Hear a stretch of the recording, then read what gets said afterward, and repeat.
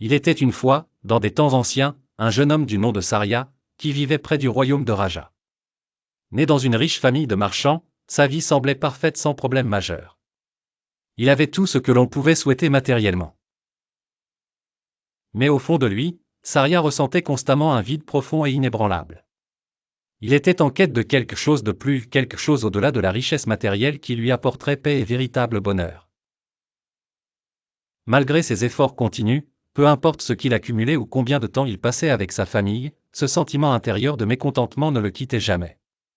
Ce vide était son compagnon constant, et Sarya recherchait désespérément un soulagement. Un jour, un ami lui parla d'un grand enseignant qui était proche, une personne sage et respectée connue sous le nom de Bouddha. Ce Bouddha avait de nombreux disciples, et on disait que ses enseignements conduisaient plusieurs à la paix intérieure. Sentant que cela pourrait être la réponse à sa recherche de bonheur, Sarya décida de rencontrer Bouddha. Il se rendit dans la forêt sereine de Jiva, où Bouddha était censé séjourner, entouré de ses disciples partageant sa sagesse. Sarya, nerveux mais déterminé, s'approcha de Bouddha, se présenta et s'assit tranquillement, attendant que Bouddha parle. Avec sa présence paisible, Bouddha se tourna vers Sarya et demanda « Qu'est-ce qui vous amène ici, mon ami? Avez-vous une question ?»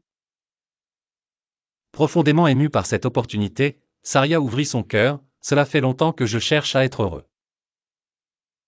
Peu importe à quel point j'essaie, je ne parviens pas à le trouver. J'ai entendu parler de vos enseignements, et je pense que vous pourriez détenir la réponse à ma souffrance.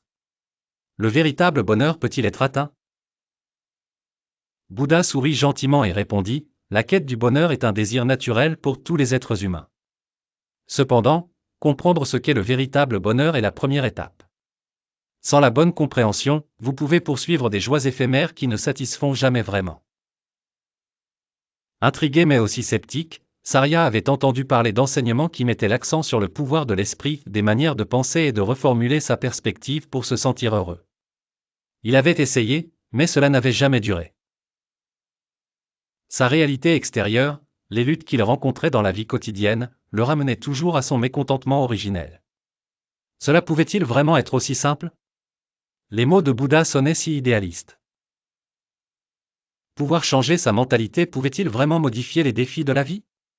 Bouddha continua, l'esprit joue un rôle essentiel, oui, mais comprendre et reconnaître la véritable nature de la souffrance est crucial. Il ne s'agit pas d'ignorer les difficultés de la vie ou de prétendre qu'elles n'existent pas.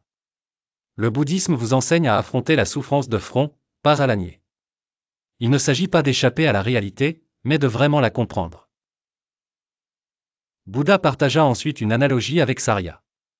Il dit, imaginez quelqu'un voyageant à travers un désert.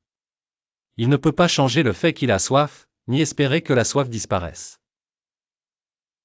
Ce dont il a besoin n'est pas simplement un changement d'état d'esprit, mais la sagesse et les actions nécessaires pour trouver de l'eau. De même, en bouddhisme, il ne s'agit pas d'ignorer la souffrance. Il s'agit de comprendre ses racines et de marcher sur un chemin pour vous en libérer. L'esprit de Sarya commença à s'agiter de nouvelles pensées. Bouddha lui disait que le chemin vers le bonheur n'était pas simplement un changement d'attitude ou de perspective. Cela nécessitait une sagesse profonde, des étapes pratiques et une véritable compréhension. Il s'était concentré sur un bonheur éphémère, ignorant les vérités profondes que le bouddhisme offre. Bouddha expliqua plus avant, en bouddhisme, il existe 4 nobles vérités. Ces vérités abordent la nature de la souffrance, la cause de la souffrance, la fin de la souffrance et le chemin qui mène à la cessation de la souffrance. Si vous vous concentrez simplement sur un bonheur fugace, vous risquez de manquer ces connaissances cruciales qui peuvent vous mener à la libération. Sarya écoutait attentivement. Il devenait clair que les enseignements de Bouddha n'étaient pas sur la joie temporaire, mais sur la transcendance de la souffrance elle-même. Il voulait en savoir plus. Bouddha, si le bouddhisme n'est pas à propos du bonheur temporaire, de quoi s'agit-il alors? Y a-t-il quelque chose de plus profond que je devrais chercher?